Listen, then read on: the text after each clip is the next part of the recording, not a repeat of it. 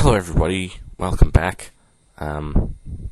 This isn't part 2 of what if I had my own promotion. I'll be doing that after WrestleMania, probably after my review of WrestleMania. I wanted to do this until then. I may do a WrestleMania prediction video, blah blah blah. Anyway, this is my review, as you can tell from the title of CZW's 9 effing years, which is their 9th anniversary show. I'll start off by saying this was a very surprising show, to say the least. I'm not going to why. First we had the aerial assault match, which had Spyral, Pinkie, Sanchez, Ryan McBride, Ricochet, and Chuck Taylor. I'm a fan of Ricochet and Chuck Taylor, and also Ryan McBride after this match. This is a very entertaining match, very high-paced, bit spotty, as you'd expect from a 5-way junior heavyweight match. It was a ladder match, so you had to climb up the ladder. You got a contract for a future junior heavyweight title match. It was, and they also had a box on one of the turnbuckles where they could do spots off of that, so that helped out the match a bit. But yes, it was a very good opener. I think opening matches are good.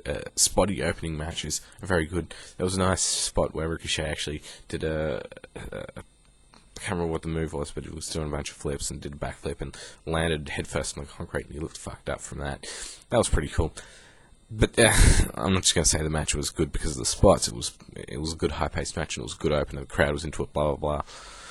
3.25 stars. I would give it a 3.5, but the ending was sort of confusing. I didn't know if it was a botch or whatever. But, you know, they picked it up okay. I would have taken a half star away, but as I said, they picked it up okay. So they get a 1/4 star back. Then we had a tag match with Team Andrew, who I'm a big fan of, versus the Iron Saints, who I'm also a big fan of.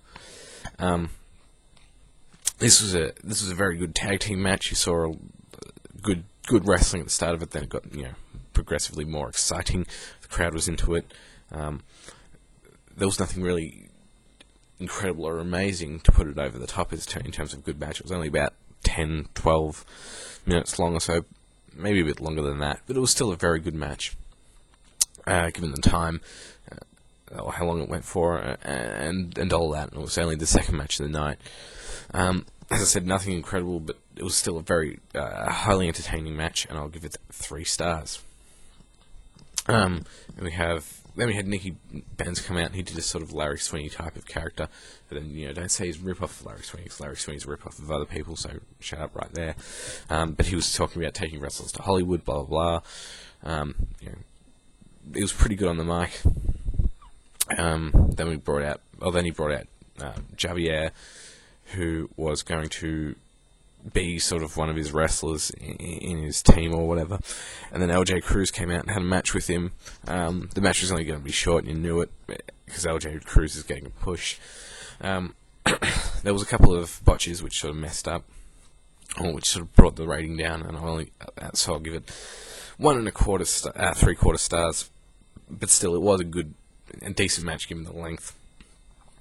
But the botches did hurt it a bit. It was only about 5 minutes, so it wasn't unbearable to watch. It was still entertaining. It's just you can only give it 1 3/4 because of the length and because of the botches. But still, it wasn't as bad as it sounds from the star rating. Then we had 2 Girls 1 Cup, which is Greg Excellent and Beef Wellington versus Alex Collin and Joe Gacy. The story here is 2 Girls 1 Cup wanted some competition, so they went to Lobo and got a match with Alex Collin and Joe Gacy, who have been on a losing streak or haven't won a match as a tag team. But yeah, this was good. It had some good comedy wrestling at the start, and then the match itself got pretty good at the end. Once again, this was just this was a good match. Nothing over the top or anything like that. Not too long. Good length. 2.5 stars. Very entertaining.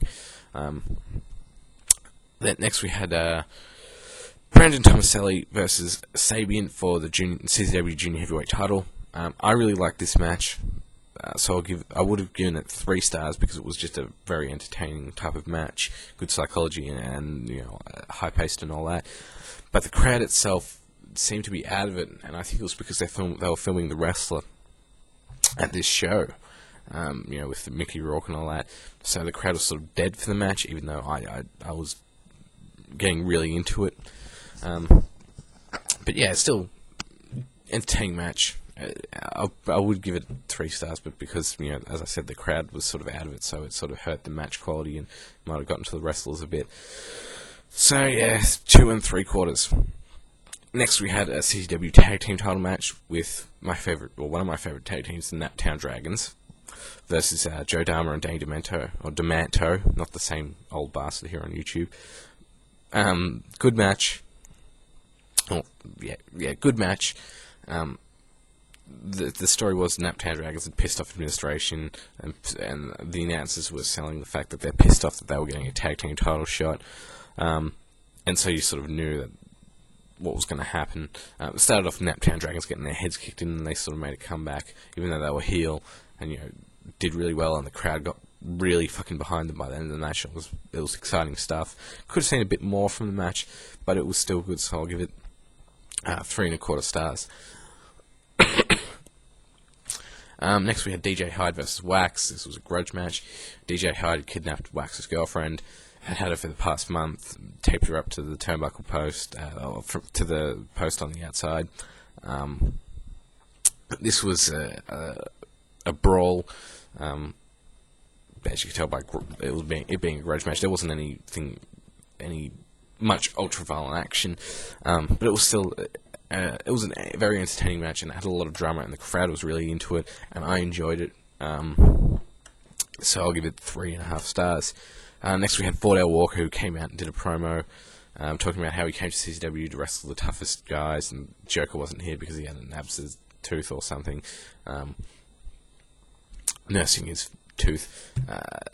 But Joker was there actually, and so the crowd fucking ripped on Vordell Walker. And, you know, he challenged anyway. Kevin Steen came out and made his return. I was sort of wondering who was going to go over in this match, because Kevin Steen had made his return. Vordell Walker was debuting. They did the right thing in having Vordell Walker disqualified because he didn't take off a leg lock. And the match itself wasn't very long, but it was still pretty good. And I'll give it 2 stars. Then Zandig came out and told Vordell Walker he has a match next month against Joker, because Joker came out and attacked him and blah blah blah. You get the idea. Then we had LuFisto versus Sexxxy Eddy in an ultra-violent domestic dispute. This was a very good match. It was hard to watch, but that was the point of the match. Sexxxy Eddy had turned heel, shaved his head, looking very sleazy, and LuFisto, who is, you know, stands up for women's rights and all that, was getting her head kicked in by Sexxxy Eddy, but she was still putting in a fight. And you know, Sexxxy Eddy was being a real good heel in this match, and LuFisto was playing a really good face in peril.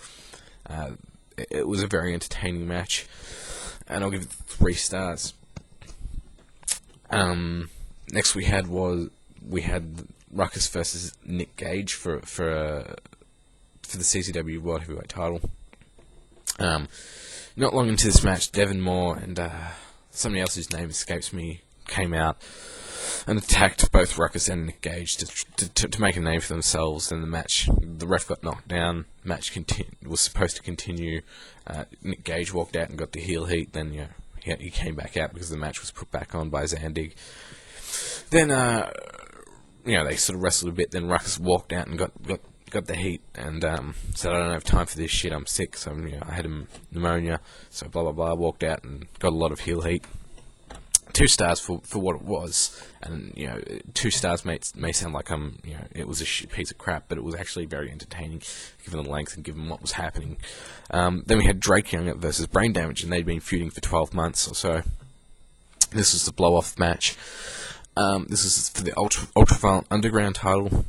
This was entertaining. It was the only ultraviolent death match of the night, but it was still a very entertaining match. They didn't just go straight into throwing each other into weapons or anything. They, you know, started off, you know, beating the crap out of each other. It was supposed to be a brawl because they had been feuding, and you know, there was this crazy bit where Brain Damage had a gash in his head, and there was blood just fucking squirting out like a water pistol, and he turned to face the camera, and it sprayed and got, you know, went on the camera lens, and it was pretty sick stuff. But it was a highly entertaining match and a very good death match, because I only rate death match. The most I could rate a death match would be 4 stars, but I give this 3.5 because it was very entertaining and I enjoyed it a lot. Overall, I'll give it a 7.75, and it was a very easy show to watch. It was a bit short, but definitely something you might want to check out if you want to check out something from CZW.